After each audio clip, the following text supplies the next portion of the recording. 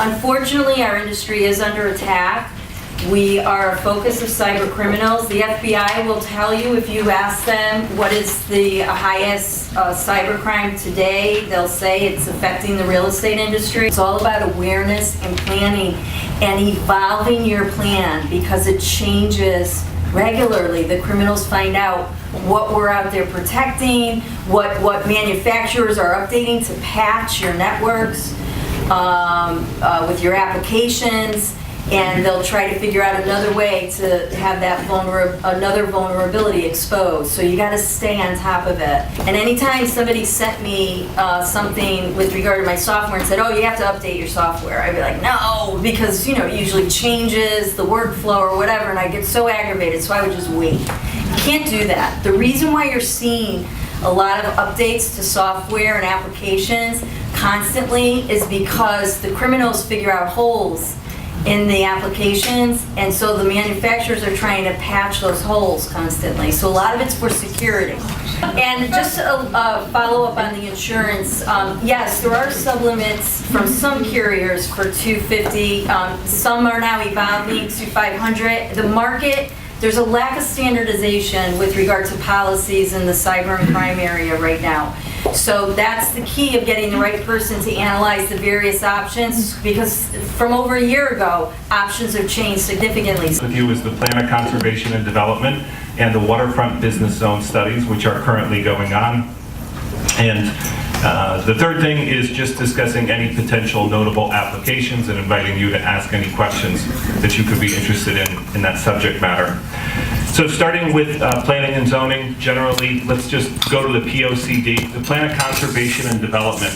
It's a policy document that discusses where the town wants to be from a development perspective and land use regulations. So any discretionary approval, any site plan approvals or commercial work has to be in keeping with the Plan of Conservation and Development. Any amendments, so any changes that we make to our zoning regulations as a community, also has to be in keeping with the Plan of Conservation and Development. That plan in the state of Connecticut is recommended to be updated every 10 years. Greenwich's plan is 2009, which means next year the town of Greenwich is going to adopt this very broad policy-based document. So if there's things that are interesting to us from a policy perspective, if there's ideas where we would like to see the town go in terms of our zoning regulations and changes to them, or the character of development that we see in the town, specifically commercial development, this is a really important time for you to get in touch with your town planner. In terms of the zoning regulation changes, there's been a lot of small regulation changes. We'll go backwards to forwards. Last year we talked about the elimination of multifamily development from the R6, that's the high density residential zone in Greenwich, so you can build single family and two family in R6 zones, you can no longer build three family. That means going forward, townhouses will generally be only built in pairs of two unless they go through a very, essentially there's not going to be a lot more condos in the R6 zone. You're going to see that type of development pressure to commercial zones. There are changes in terms of the historic zone that I think are relatively interesting. If there's a historic property, so if we have that 100-year-old farmhouse, there are some floor area, so bulk bonuses as well as density bonuses that could make a property that's historic interesting to a different suite of clients. I just want to say is you want to be very, very thoughtful and warn your clients. There's no way to tell for sure until we retain an architect and or an engineer. So to that end, please, you guys are savvy, you know how to look at the field cards, you know how to look up the FAR on the site, but let's be sure that we caution our clients that there's a recent regulation change, there's a significant amount of nonconformities that were created, and until we actually go in and meet with our architect, engineer, and talk to zoning staff, we want to be very cautious about what we think can happen on a piece of property. Final, most interesting, I think, change to the zoning regulations is in March, just recently, at the second to most last zoning hearing, they've eliminated the distance requirements for liquor permits in the town.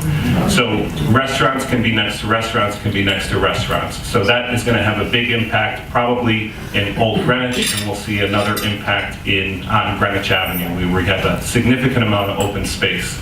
So unique opportunity. One of the things that brokers love to do is you hand out to prospective buyers, here's a list of all the improvements we made on this house. That is opening up a can of worms unless you've done your homework. If you want to use that list, please make sure that they took out permits and got COs for it. Any kitchen renovations, bathroom renovations, attic, basements, you need a building permit, you need a CO. So what's happening is, if you have any open permits between today and 9 years, you're going to have to get a CO for it, as opposed to the 6-year letter now. But what if you never opened a permit? That's my question. Greenwich's position is, we don't care what the statute says, we're going to make you take out a building permit and get a CO for any work that you've done that should have been permitted. No matter how long ago it was done. Doesn't matter. In an ideal world, we would like to be, as lawyers, associated in the transaction at the time you're taking a listing.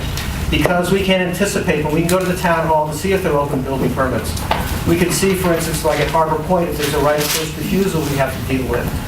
We can talk about if there's an underground oil tank. We can talk about asbestos. We can basically, we're a team trying to get to the same place, which is the closing. So the more we get involved from the beginning as part of the team, hopefully the easier the transaction will be when you get to the end.